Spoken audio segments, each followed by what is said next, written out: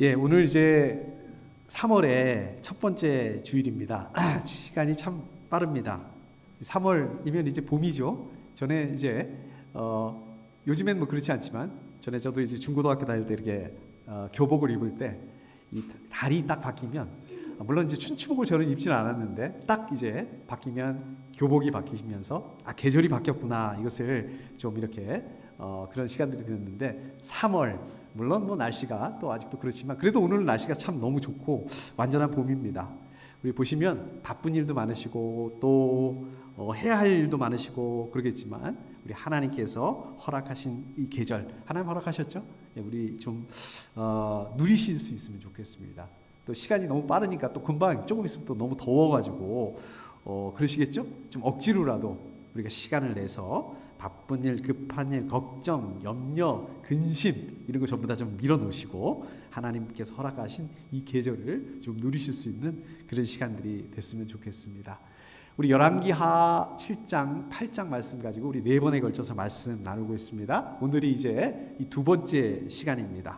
열왕기하 말씀 어떻습니까? 이야기라서 좀 재미있는 거예요. 더 재미있는 것 같아요. 저만 그런가요? 저는 그렇습니다. 근데 이야기체라서 좀 아무래도 그 배경에 대한 그것을 알고 있어야지 배경 지식, 배경에 대해서 좀 알고 있으셔야지 좀 이해하기가 쉽습니다. 오늘 말씀도 그렇죠? 자, 이게 무슨 얘기인가? 이 배경을 잘 모르시면 좀 이해하기가 어려운 그런 부분들도 있습니다. 오늘 말씀 배경을 좀 이렇게 먼저 보시면 이해하기가 좀 쉬운데요. 오늘 말씀 이렇습니다.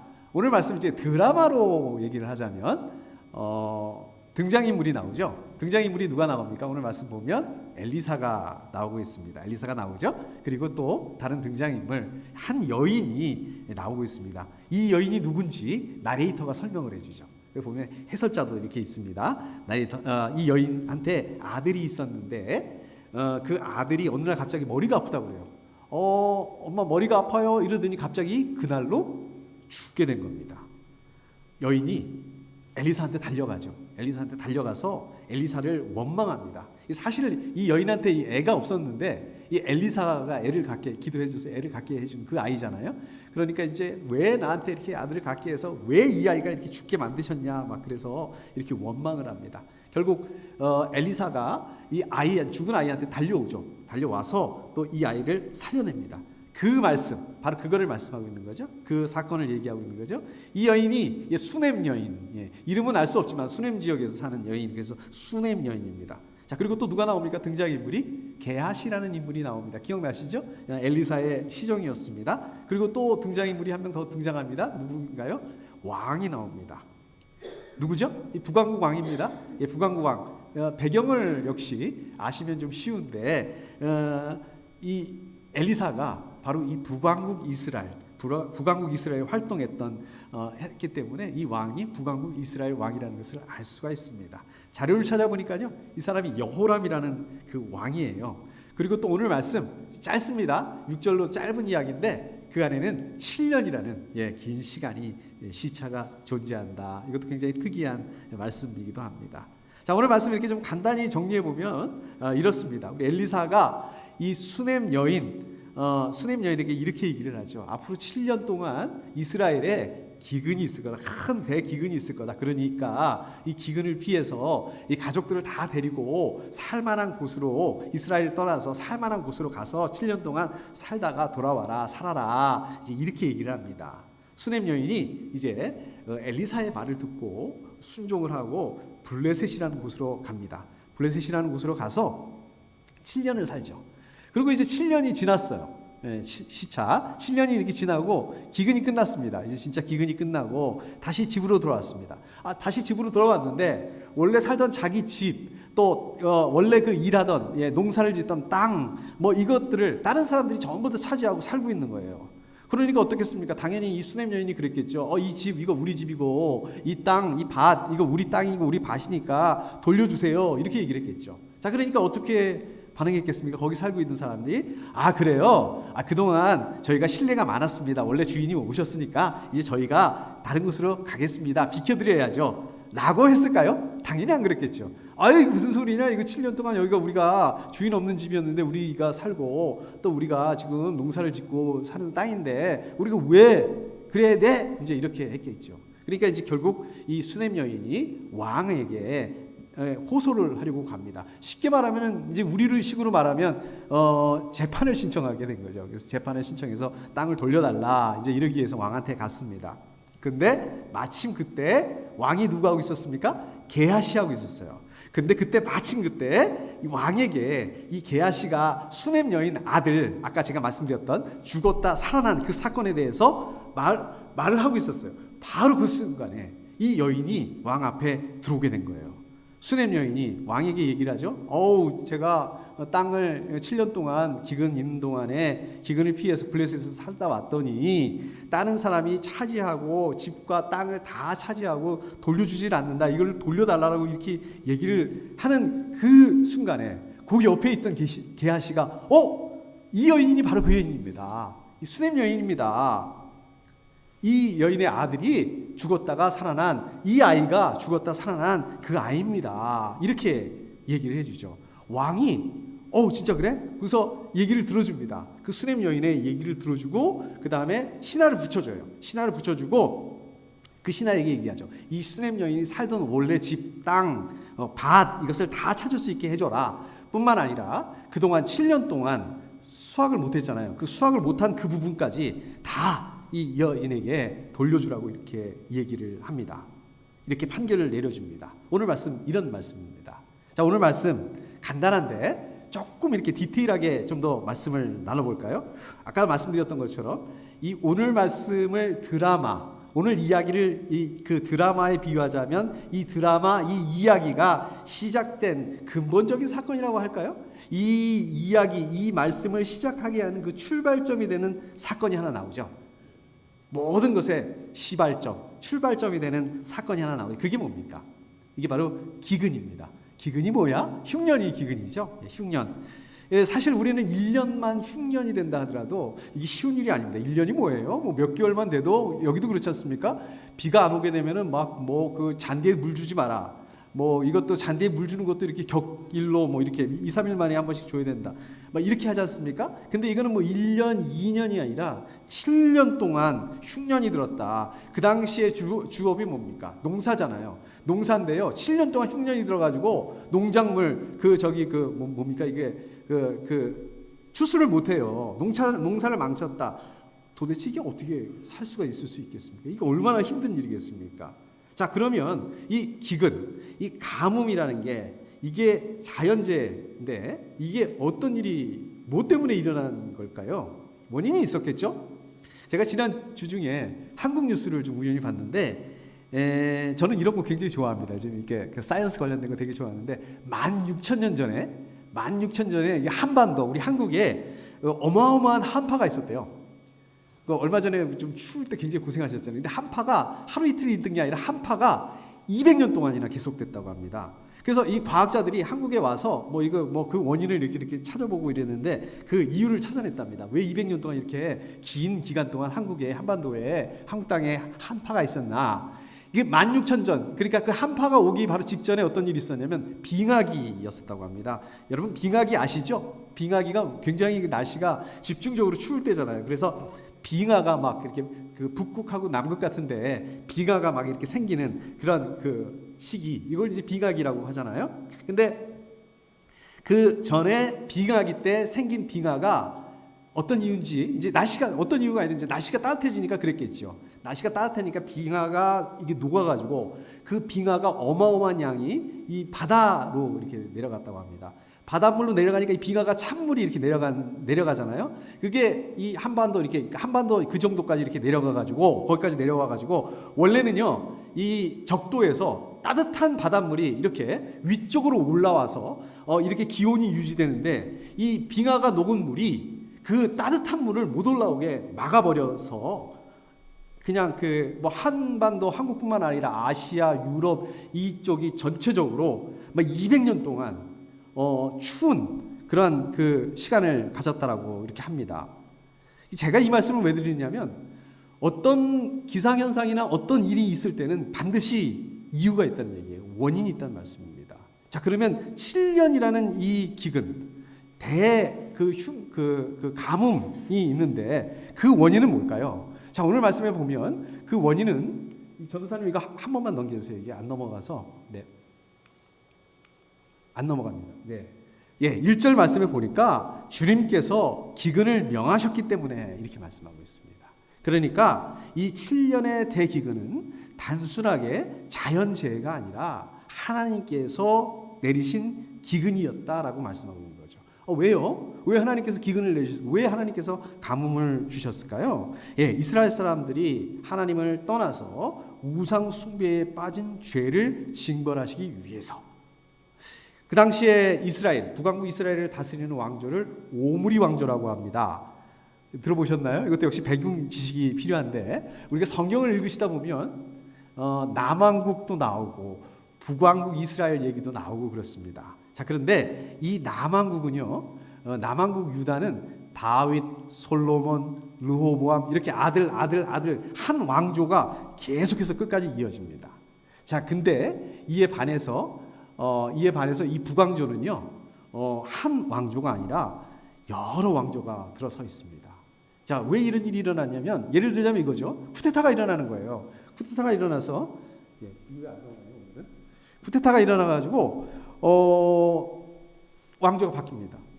그러다 보면 또 쿠데타가 일어나가지고 또 왕조가 바뀌고, 자, 이렇게 됩니다.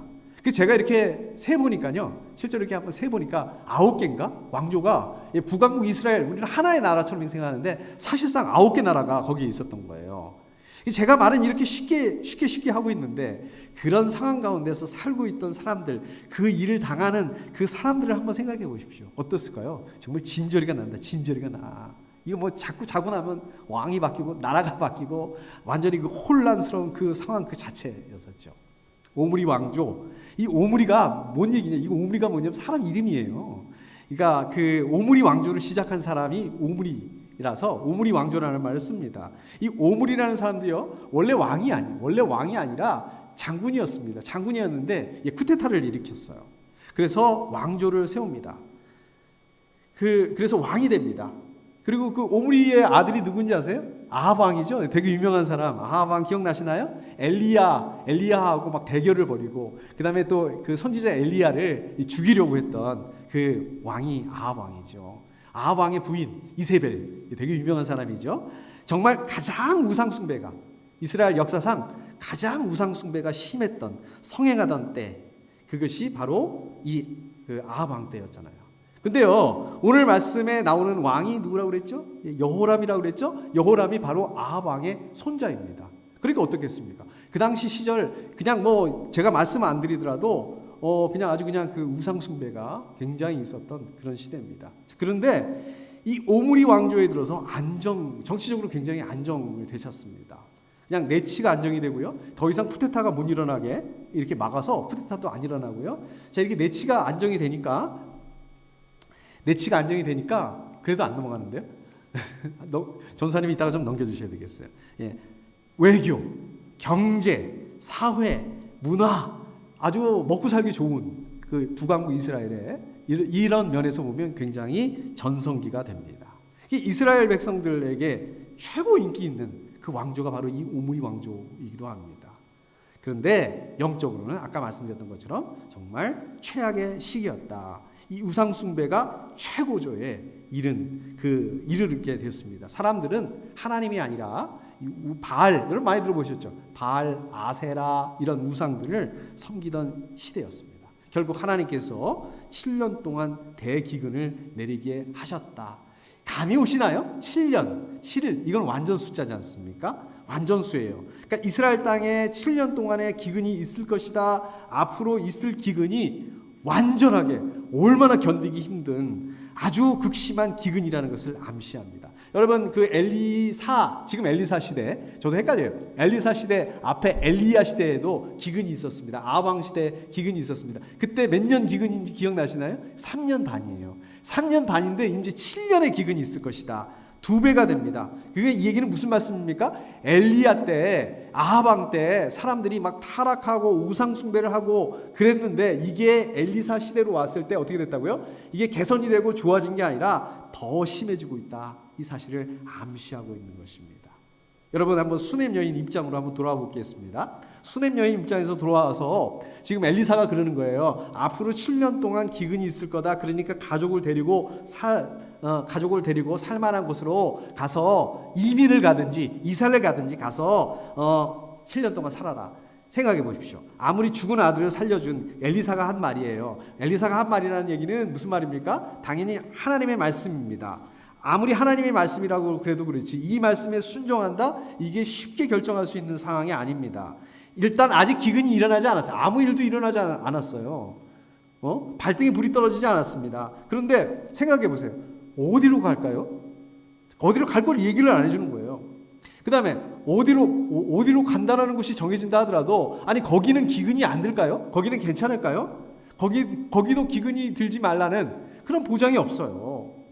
그리고 거기에 가면 거기가 어딜지 모르겠지만 거기에 가면 안정을 보장을 받을 수 있는 게 아닙니다. 뭐 지금처럼 뭐 치안이 잘 돼 있고 경찰이 있고 군대가 있고 그게 아니잖아요. 아는 사람도 없잖아요. 아는 사람 없는데 그곳에서 위험을 처하게 된다. 그럼 누가 나를 도와줄까요?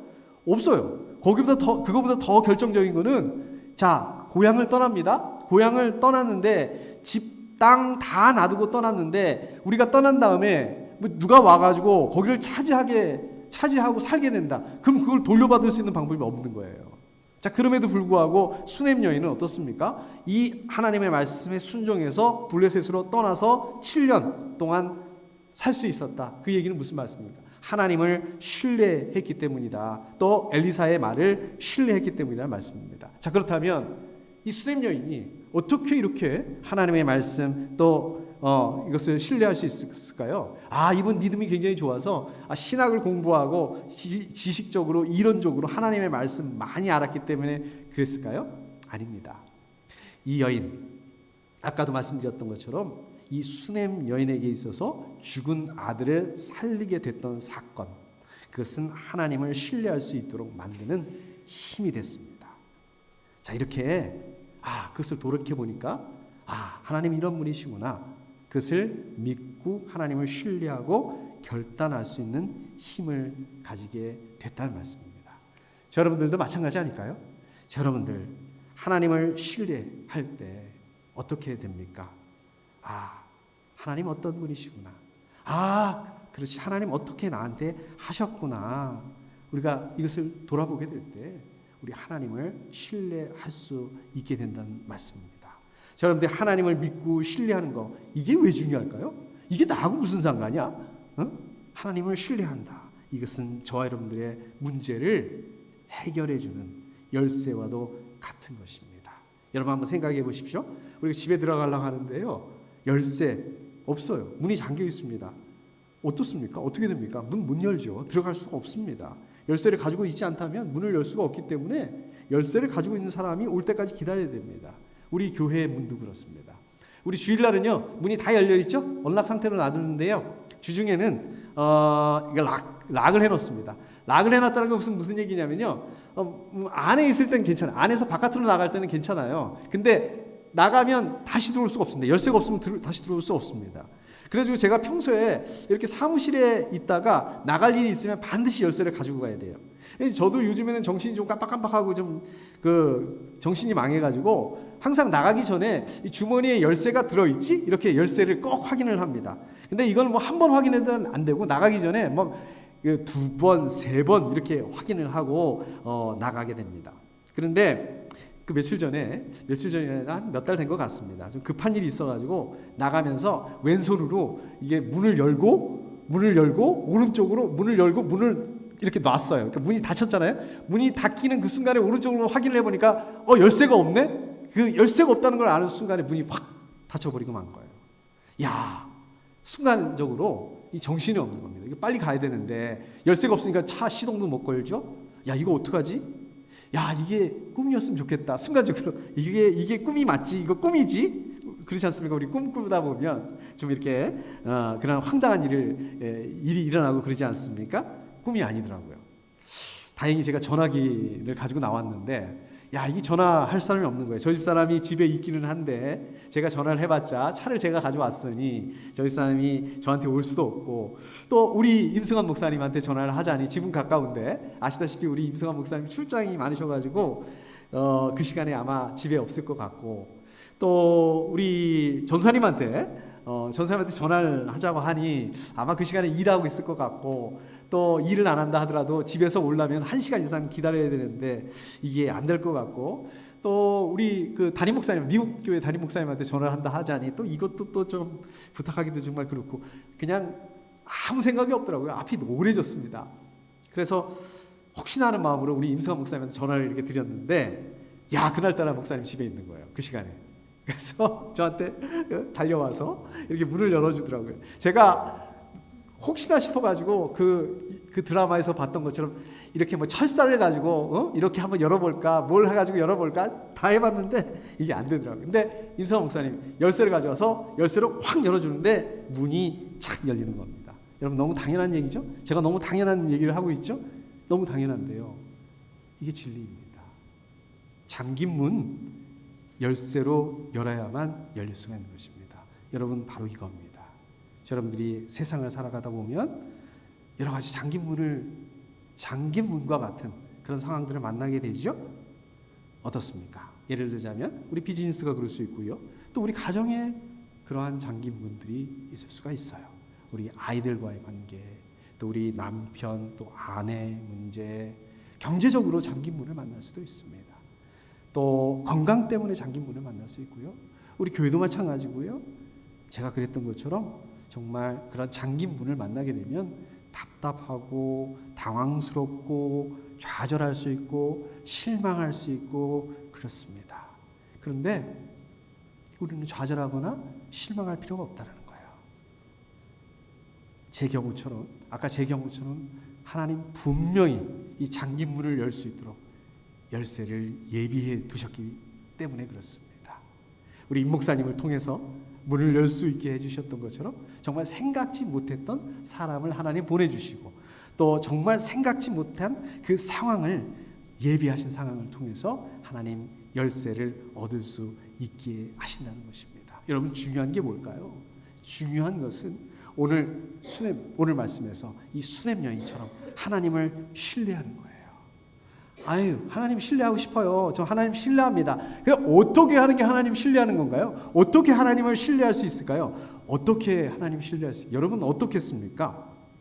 수넴 여인 입장에서 보면 어떻습니까? 엘리사가 하는 말만 믿고, 엘리사가 하는 말만 듣고, 자, 모든 것을 다 두고 7년 동안 식구들을 데리고 블레셋으로 간다? 쉬운 결정이 아닙니다. 이렇게 어려운 결정을, 이것을 어떻게 했는가? 뒤를 돌아봤더니 과거에 하나님께서 나에게 어떻게 하셨는가? 하나님께서 이 죽은 아이를 어떻게 살리셨는가? 과거를 돌아봤더니 하나님이 역사하신 것을 봤더니 하나님이 이런 분이시구나. 그렇다면 지금도 동일하게 역사하시고 지금도 동일하게 그렇게 하실 수 있는 분이시구나. 그리고 하나님의 말씀에 순종할 수 있었다는 것입니다. 하나님을 신뢰한다는 것, 하나님을 신뢰한다는 건 뭡니까? 뭐 거창하게 뭔가를 하고 이런 의미가 아닙니다. 하나님을 신뢰한다는 것, 저희들의 삶을 돌아보는 것입니다. 그때 그렇게 어려운 시절에, 그렇게 어려운 상황에서 하나님은 어떻게 하셨는지, 하나님은 어떤 분이신지, 자, 그렇다면 지금 이 닫힌 문, 내 힘으로는 절대 열 수 없는, 아무리 철사를 넣고 뭘 어떻게 하든 열 수 없습니다. 문을 열 수 있는 그런 능력을 가지고 있지 않습니다. 그러나 하나님께서 그 문을 열 수 있는 열쇠를 가지고 계신 분이시다는 것입니다. 그것을 신뢰하는 거예요. 하나님 그 문을 열어주실 것을 믿고 신뢰한다는 것입니다. 하나님 신뢰한다, 그것은 기도하는 거예요. 빌립보서 4장 6절에 이렇게 말씀하시죠. 아무것도 염려하지 말고 모든 일을 오직 기도와 간구로 하고 여러분이 바라는 것을 감사하는 마음으로 하나님께 아뢰십시오, 이렇게 말씀하고 있습니다. 아멘이죠? 아멘입니다. 염려하지 말고 걱정하지 말고 기도하고 간구해라, 이 말씀이에요. 근데 조금 반대로 하고 있는 것 같아요. 염려하고 걱정을 하는데 기도하고 간구하는 건 안 하는 것 같아요. 어려운 것 같아요. 반대로 하시면 됩니다. 여러분들 기도할 때 하나님께서 저여러분들의 인생의 장기문을 열어주시고, 여러분들이 기도할 때 하나님께서 상한 마음을 위로하신다는 말씀입니다. 여러분들이 기도할 때 하나님의 능력을 경험할 수 있게 된다는 거예요. 여러분들이 기도할 때 하나님 어떤 분이시라는 것을 알 수 있게 된다는 말씀입니다. 기도하셔서 그 하나님 경험하실 수 있으시기를 축복합니다. 자, 오늘 말씀 또 보시면은요, 게하시가 왕하고 대화하고 있는 장면이 나옵니다. 자, 이 상황을 보게 되면 엘리사 왕하고 좀 이렇게 척을 지지는 않았던 것 같아요. 좀 친하게 지냈던 것 같아요. 이 엘리사의 스승이 엘리야거든요. 이름이 비슷해요. 두 사람이 이름이 비슷합니다. 이 엘리야는 그때 아합 왕이죠. 왕하고 아주 척을 지고 원수였었습니다. 엘리야가 그 왕은 엘리야를 막 죽이려고 그랬잖아요. 그런데 이 엘리사는 스승인 엘리야하고는 다르게 이 왕하고 좀 이렇게 친하게 지냈던 것 같아요. 교류하면서 지냈던 것 같아요. 그리고 어떨 때는 자기가 직접 왕을 만나기도 하고, 어떨 때는 자기 시종을 통해서 게하시를 통해서 그 교류하고 이렇게 그랬던 것 같습니다. 저 오늘 아까도 말씀드렸던 것처럼 오늘 말씀에서 나오는 왕이 여호람 왕이에요. 역사상 가장 최악의 왕, 이 아합, 역사상 가장 최악으로 우상 숭배를 했던 이 아합 왕의 손자 여호람 왕입니다. 이 여호람 왕도 하나님을 믿고 하나님을 의지하고 이러기보다는 우상 숭배를 했던 왕이었습니다. 자, 그런데 게하시에게 이렇게 얘기를 합니다. 왕이 뭐라고 그래요? 게하시한테 엘리사가 한 큰 일들을 말해달라. 엘리사가 한 큰 일들이라는 게 무슨 말씀입니까? 엘리사가 했던 그 이적들에 대해서 자기한테 얘기를 해달라.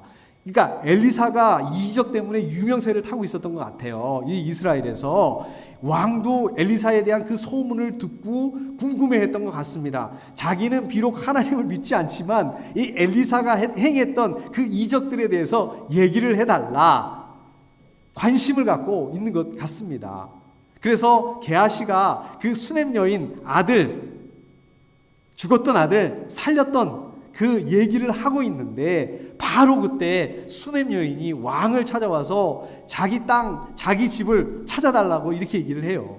여러분 한번 생각해 보십시오. 만약에 이 시점이 아니었다면, 지금 왕이 그 게하시한테 그 수넴 여인 얘기를 듣고 있는 그 순간이 아니었다라면 한번 생각해 보십시오. 이 수넴 여인이 왕한테 찾아와서 내 집을 찾게 해주세요, 내 땅을 찾게 해주세요, 이거를 그렇게 대수롭게 여기지 않을 수 있는, 대수롭지 않게 여길 수도 있었던 것 같아요. 여러분 한번 생각해 보십시오. 7년 동안 기근이 있었어요. 그리고 기근이 막 끝났습니다. 그러면 이 수넴 여인처럼 기근을 피해서 다른 곳에 살다가 돌아와 보니 집, 땅 다 잊어버리고 이거 원래 내 거다, 이렇게 소송이 붙은 사람들이, 이거 주장하는 사람들이 얼마나 많았겠습니까?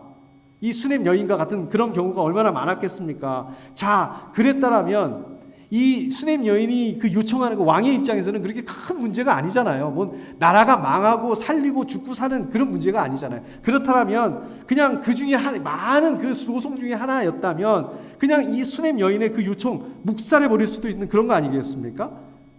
그런데 왕이 이 수넴 여인의 요청을 들어줬을 뿐만 아니라 전당 관리를 붙여줘요. 신하를 붙여줘요. 그리고 그 집과 땅을 찾게 해줬을 뿐만 아니라 거기다가 7년 동안 수확하지 못했던 것까지 다 돌려줘라, 다 환급해줘라. 어떻습니까? 와, 굿 타이밍.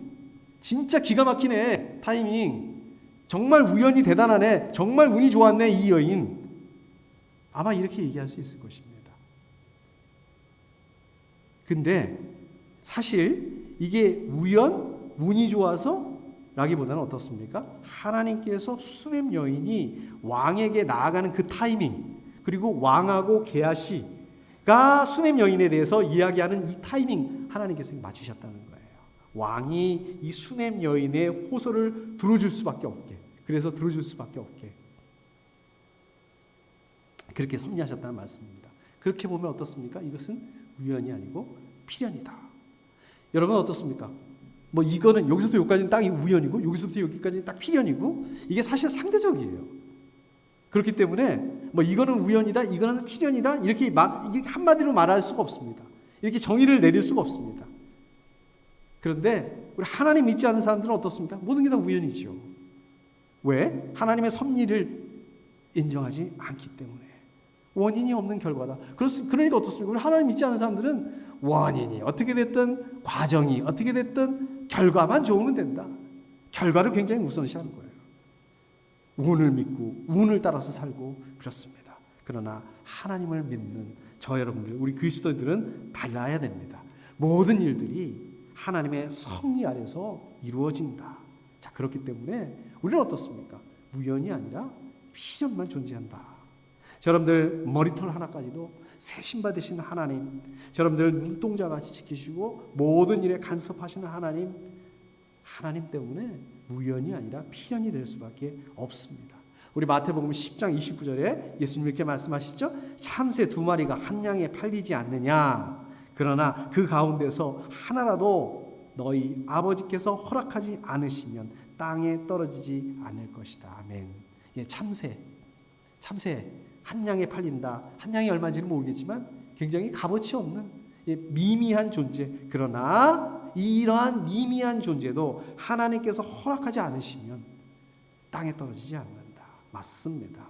여러분들에게 일어나는 모든 일들, 이것이 하나님 허락하지 않으시면 하나님 섭리 가운데 일어나는 필연이라는 것을 말씀하고 있는 것입니다. 저희가 기억하고 이것을 인정해야 됩니다. 하나님 어떤 분이십니까? 온 우주 만물을 창조하신 창조주 하나님이십니다. 그러나 동시에 아주 작은 미물, 참새 한 마리가 떨어지는 것까지 세밀하게 역사하시는 하나님이시라는 말씀입니다. 하나님의 섭리하심이 저 여러분들 삶 가운데 우연이 아니라 하나님의 은혜와 축복이라고 하는 그 필연을 만들어 내신다라는 이 사실을 믿으실 수 있으시기를 축복합니다. 말씀을 정리하도록 하겠습니다. 제가 지난번에도 말씀드렸는데 우리 집사람 제발 좀 그 얘기를 하지 말라고 하는데 이것만큼 정확한 좋은 예가 없는 것 같아요. 제가 아는 집사님, 건너 아는 집사님이 리코 가게를 운영하시는 분이셨습니다. 리코 가게가 굉장히 잘 됐대요. 비즈니스가 굉장히 잘 됐답니다. 비즈니스가 잘 되니까 어떻습니까? 돈을 많이 벌어서 너무 좋은데 그만큼 양심의 가책을 느꼈다는 거예요. 내가 하나님을 믿는데 자 이렇게 술을 팔면서 돈을 버는 게 맞는가? 대단하시죠? 정말 믿음이 좋으신 것 같아요. 결국 이분이 이런 고민을 하다가 이 잘 나가는 리커 가게 잘 됐는데도 불구하고 그래서 정리해버렸답니다. 정리해버리고 이제 새롭게 햄버거 식당을 시작하게 됐답니다. 보통 이런 간증을 하시는 분들은 어떻습니까? 이 간증을 들어보면 와 하나님 역사하셔가지고 리커 가게보다 훨씬 더 햄버거 가게 잘 됐다. 대박을 쳤다. 막 이렇게 간증이 나오지 않습니까? 우리가 보통 그런 간증들을 많이 들어봤지 않습니까? 또 그렇게 되는 게 정상이지 않습니까? 자, 그런데 이분은 또 이분도 또 그렇게 속으로 말은 안 하지만 속으로 그런 기대를 했을지 모르겠어요. 그런데 이 기대와는 다르게 이 햄버거 가게가 안 되는 거예요. 나중에는 겨우 이제 햄버거 가게를 팔고 나올 수 있었던 것 같습니다. 여러분 오늘 말씀에서 보면 이 수넴 여인 기껏 하나님의 말씀에 순종했어요. 이 쉬운 결정이 아니었습니다. 순종을 했는데 돌아와 보니 결론은 어떻게 됐어요? 자기 땅 다른 사람이 차지하고 자기 집 차지하고 살고 있더라. 야 차라리 이럴 바에는 그냥 하나님 말씀 순종하지 않고 그냥 거기서 눌러 살았으면 어떻게 됐을까? 어땠습니까? 자, 결과적으로 하나님 계하시를 통해서 원래 자기 집, 자기 땅 찾을 수 있고 또 7년 동안 거기다가 7년 동안 수확을 그 소출분까지 얻게 됐습니다. 전부 이렇게 돌려받게 됐습니다. 이게 하나님의 말씀에 순종하는 사람들, 저분들 감히 생각하지 못하고 상상하지 못하고 기대하지 못하는 하나님의 은혜와 복이 아닐 수 없습니다. 여러분 근데 이것은 보이는 부분입니다. 보이지 않는 부분이 있습니다. 그게 뭘까요? 그것은 바로 이 일을 통해서 하나님 어떤 분이신가, 하나님 능력이 어떠하시다는 것을 경험하게 되는 것입니다. 그것을 통해서 이러한 경험을 통해서 이 경험이 왜 중요할까요? 또 다음번에 하나님의 말씀에 순종해야 되는가? 아니면 내 능력으로, 아니면 내 힘으로, 내 경험에 의존해야 되는가? 이 기로에 서게 됐을 때에 올바른 결단, 하나님의 말씀에 순종할 수 있는 결단을 가질 수 있는 힘, 이것입니다. 말할 수 없는 어려운 시련을 만나게 됩니다. 그럼에도 불구하고 하나님을 신뢰하고 어려움과 고통을 이겨낼 수 있는 힘, 능력, 이것을 가질 수 있게 된다는 말씀입니다. 아까 그 집사님은 어떻게 됐는지 저는 사실은 잘 모르겠습니다. 근데 사실 저도 뭐 우리 그 집사님 그 정도는 아니지만 비슷한 경우가 있는 것 같아요. 믿음으로 결단했는데 오히려 좀 이렇게 결과는 제가 생각했던 것만큼 더 좋지 못한 경우가, 그런 경우도 많이 있습니다. 여러분들도 아마 그런 경우가 많이 있으실 수 있으십니다. 여러분 어떻습니까? 맞습니다. 눈에 보이는 부분은 어렵고 더 힘들고 그런 부분이 있을 수 있습니다. 그런데 눈에 보이지 않는 우리 내면 안에는 그럼에도 불구하고 설명할 수 없고 말할 수 없지만 어떤 기쁨과 평안을 누리게 된다는 것입니다. 하나님을 더 신뢰할 수 있는 계기가 될 수 있다, 이 말씀입니다. 아니, 제가 그렇다는 거예요. 그분은 어땠는지 모르겠습니다. 자, 중요한 것은 아직 끝난 게 아니에요. 끝날 때까지 끝난 게 아닙니다. 여러분들 하나님을 신뢰하시고 또 인내하시고 능히 감당하시고, 그래서 저여러분들의 삶에서 잠긴 문을, 그것을 열릴 수 있게 되기를 축복합니다. 우리 함께 기도하겠습니다.